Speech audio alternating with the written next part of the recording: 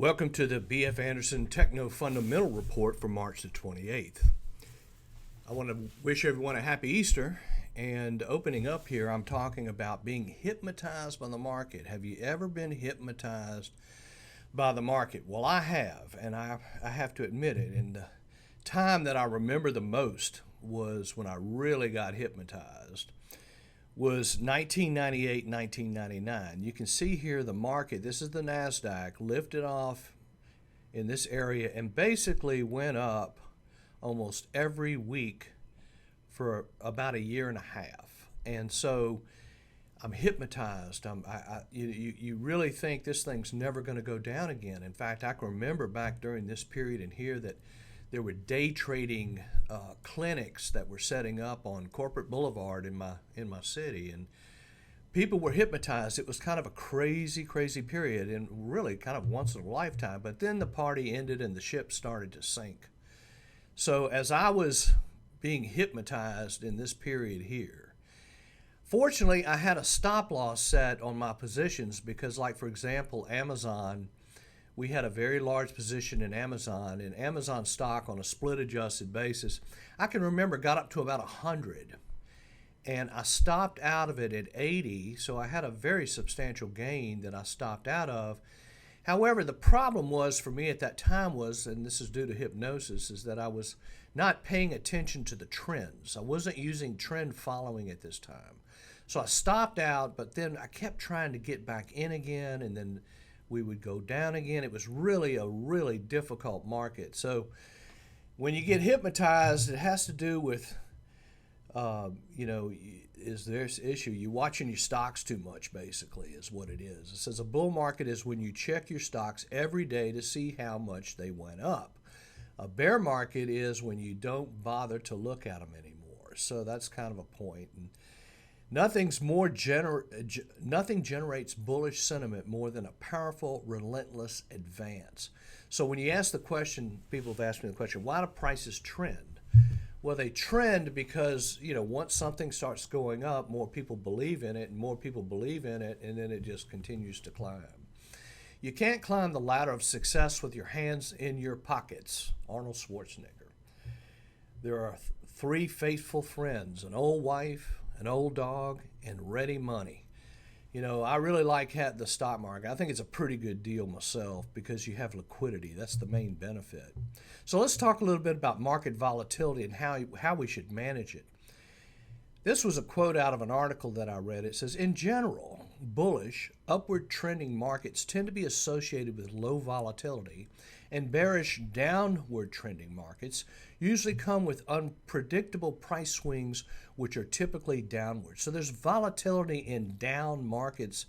There's volatility in up markets, but there's more volatility in down markets. Charlie Munger says, using volatility as a measure of risk is nuts.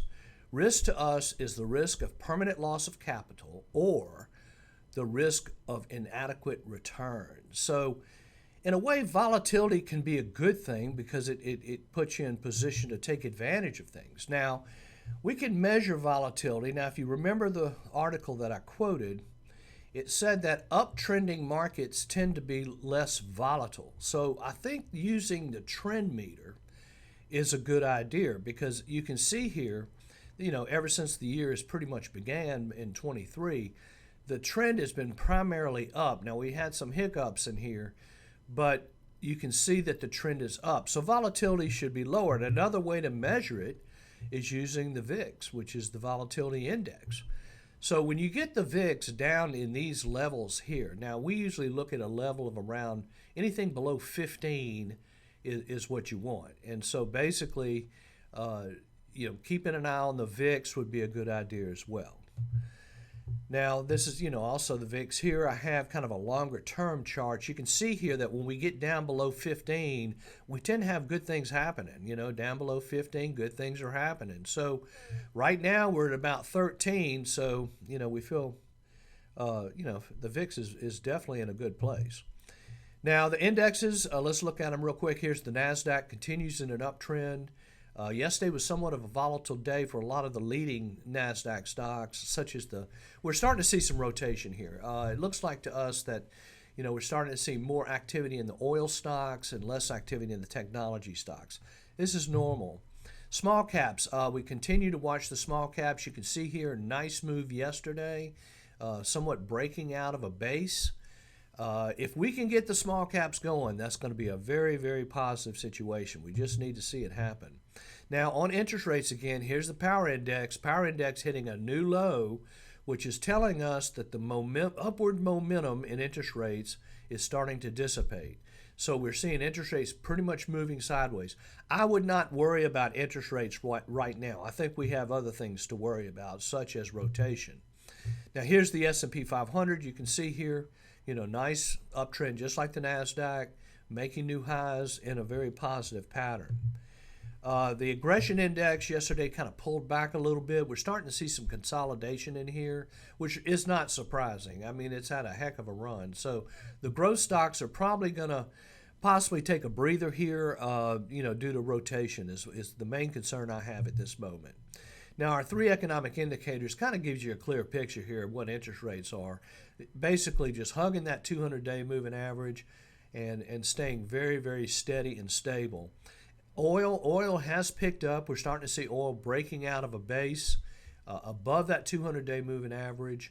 The oil stocks, we'll talk a little bit about an oil stock later in the video, but basically oil is definitely moving more into an uptrend. The financial stocks are being led by the large banks and the large insurance companies, and this is kind of indicative of maybe why interest rates stabilizing will help that group. New lows, again, remember now, we look at new lows because we want to see when the sellers have dried up, and it really kind of looks like that's the case. In other words, you can see here, anytime we get readings of less than 40 a day on the New York Stock Exchange, that's a positive sign, versus back in this bear market, you can see all the new lows. Also, I'm noticing that the price of gold is popping up. This is Agrico Eagle Mines, which is gold mining. The gold stocks are popping up. I don't really view that as a good sign. I think it is kind of maybe a little bit of a warning that things are starting to rotate into more commodity type stocks, more value stocks. Here's an oil stock that's acting real well. This is Diamondback Energy. They're real big in the Permian Basin. A lot of talks about being acquired. There's all kind of rumors on the company. But anyway, you can see here that we got a nice gap up here back in February. And then we started that ascension, and we have a nice ascending pattern here. Stock's a little extended to the upside. I think what I would do on this particular case would be see if we get some consolidation in there, and then if we break out of that consolidation, that would be a good sign. But you can see here the trend meter's fine. The price movement is good. Volume is good. We got what you call volume clusters in here of buying. This is relative strength 1. We look good. Relative strength 2. We look good. So everyone have a great Easter. And if you have any questions, please let me know. Thank you very much.